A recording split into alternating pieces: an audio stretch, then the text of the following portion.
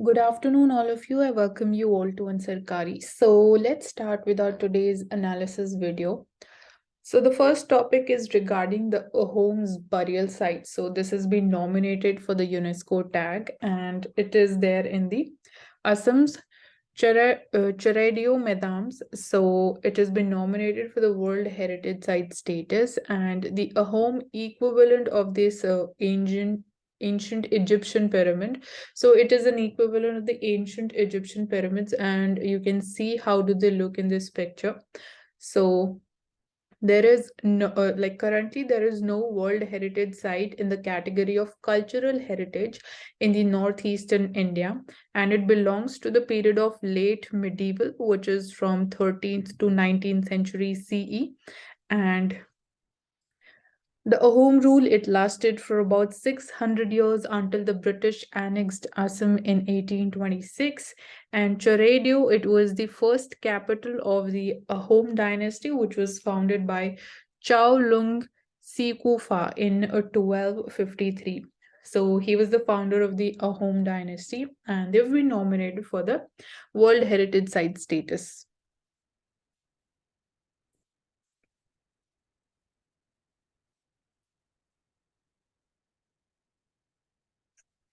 Then here, it is important for us to know that Amrabat Tiger Reserve is there in Telangana. And you can see in the picture, it's a sambar deer and it is located in the Nallamala Hills. So it is very important information from the perspective of prelims. And talking to the construction activities around the border by China. So, in a development that is a matter of concern for both India and Nepal. So, China, it is constructing a dam on the Mabza Zangpo River in Tibet. So, you do not get confused with the Yarlung Zangpo, that's a different river. And they're constructing a dam over this Mabza Zangpo River, which is there in Tibet. So, it is opposite to the Kalapani area of Uttarakhand. So you can locate it on the atlas.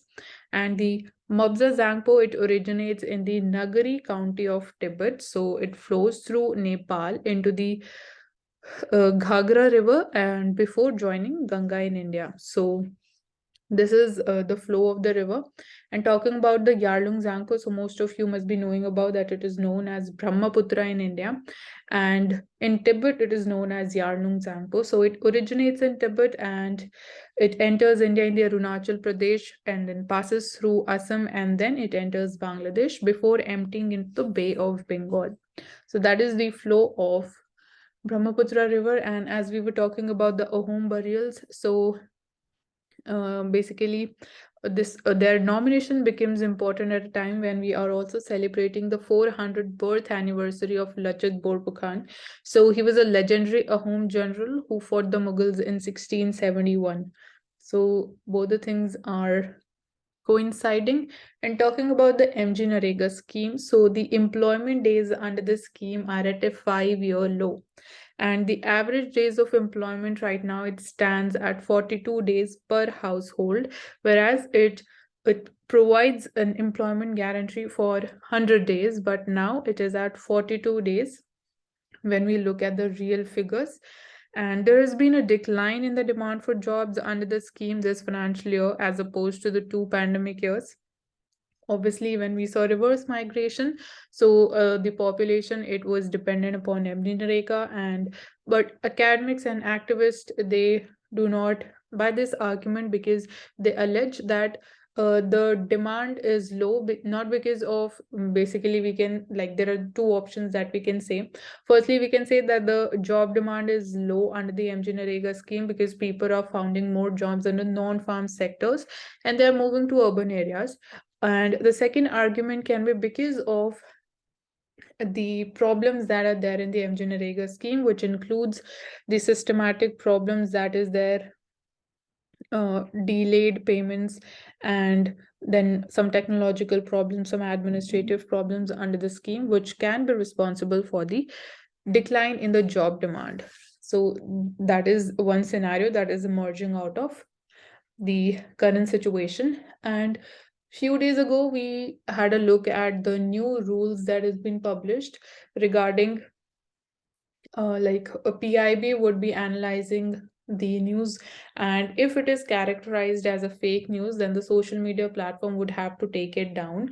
So regarding that, the PIB's fact check unit, it is going to examine the veracity of only the content that is going to be related to the union ministries and the union government organizations only, and it will not be going into checking the content that will be relating to the state government. So you need to remember this thing. It is only related to the content that is released by the union ministries, or that is related to the union ministries and the union government organizations.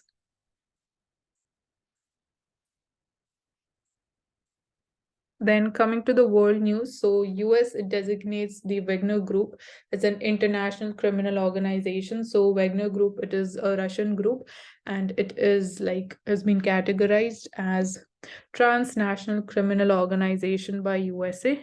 And the US said that it has photographs of North Korea supplying arms to Wagner for its Ukraine operations. So it is believed that North Korea is supporting Russia, and under this backdrop, US designates as an international criminal organization.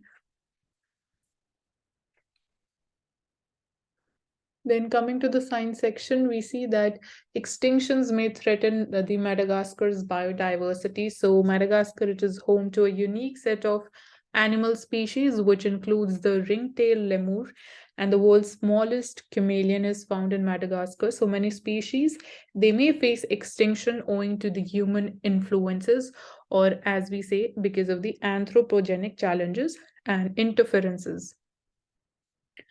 Then coming to FAQ, so why is China's population shrinking? So like a lot of data has been cited here, which is not so important for us. So we'll be just looking at the broader perspective. So why is the China's population shrinking? So the reasons for the declining birth rate trend in China is that uh, the main reason is its one child policy that was launched in 1979, and it introduced harsh measures such as forced abortions, and high financial penalties were imposed on the people.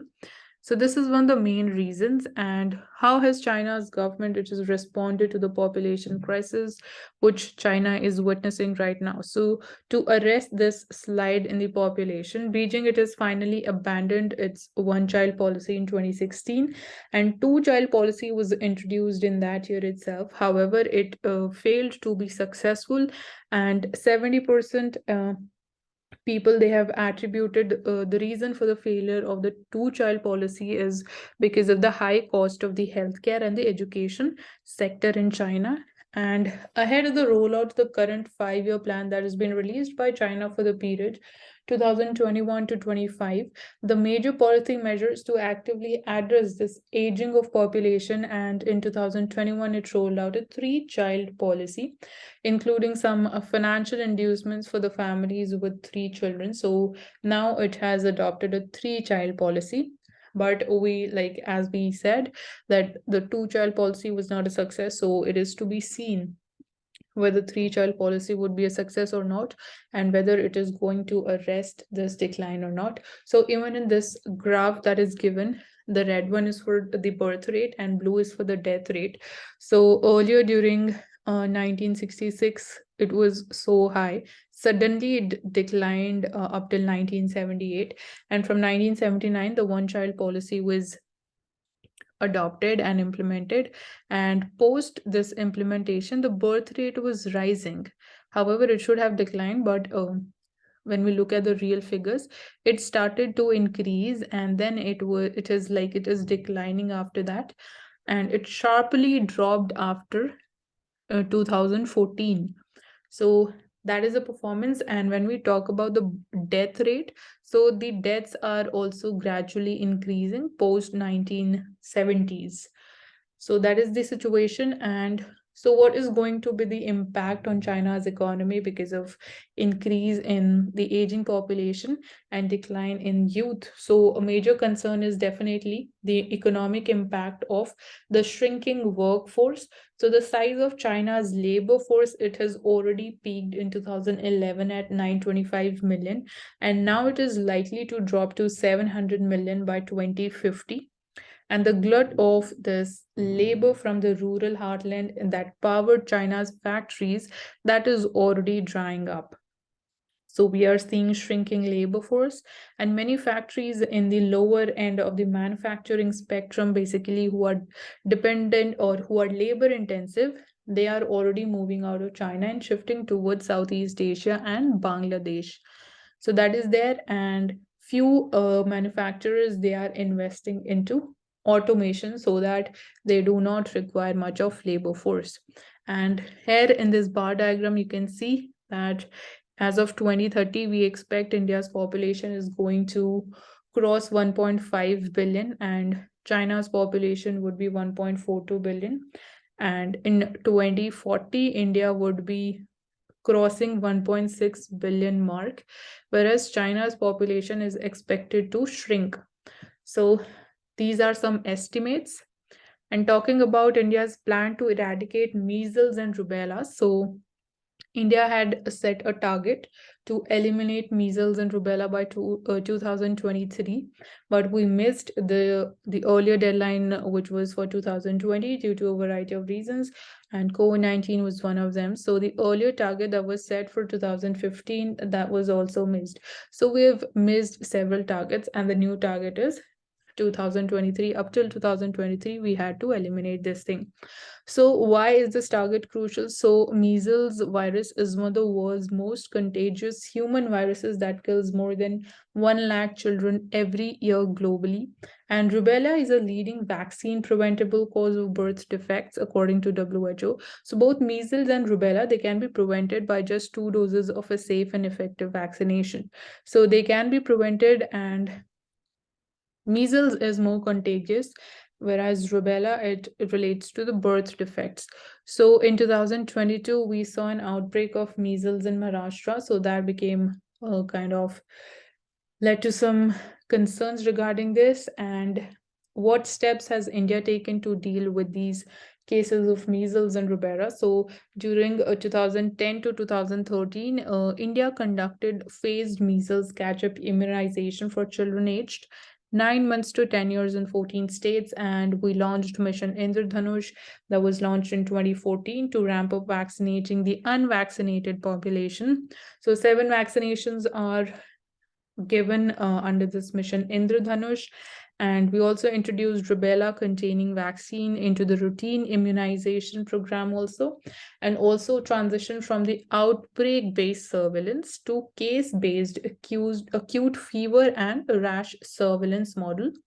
And it is important to provide full support to the ground level staff who implements this program. So that includes the village health nurses, the ASHA workers, Anganwadi workers, and the ICDS workers. So the ICDS scheme, it is the Integrated Child Development Services. So this becomes important if we want to achieve this target. Then we do not have anything important to discuss from the business page. So we'll take up the Financial Express. So from Financial Express, firstly, this topic is regarding agriculture. So India is among the top 3 global producers of many crops, which includes wheat, rice, pulses, cotton, peanuts, fruits, and vegetables. And worldwide, as of 2011, India had the largest herds of buffalo and cattle, and we are the largest producer of milk in the world. Talking about food security, so it is estimated that food production will need to increase by 60% by 2050 if we want to feed an estimated 10 billion population on the earth. So it needs to increase by 60% given there are several challenges. The biggest one definitely is climate change, and there is pollution, then we have limited and scarce resources, and the population is increasing at a very rapid rate. So it becomes a challenge that it needs to be increased by 60%. We need to work more upon improving the productivity because obviously land is also limited. And global yield losses due to crop pest and diseases on the food crops, they are very large. So the disease burden is huge. And when we look at the loss in yields, so it is around 21.5% in case of wheat, 30% in rice, 22% in maize, and likewise we can have a look at other figures as well. Then we had talked about this earlier also, that the Henley Passport Index for 2023, it ranks Japan as the world's most powerful passport. So this is for the fifth consecutive year that Japan is at rank 1, and India, it was rated at 85th place. So which means that people with Indian passports, they can travel to 59 countries without a visa. So here you should be knowing that the passport of Japan is the world's most powerful passport. And this is the most important article for today. So, constitutional authorities versus the constitution. So, this topic has been in news for around a week or more, and we've been discussing the developments around it. So, we'll be looking at, or we'll be starting the discussion with a quotation which is attributed to Edmund Burke, to George Santayana, and Winston Churchill. So the quote goes like, those who cannot remember the past, they are condemned to repeat it. And secondly, Karl Marx, he said that history repeats itself, but first as a tragedy, then as a farce.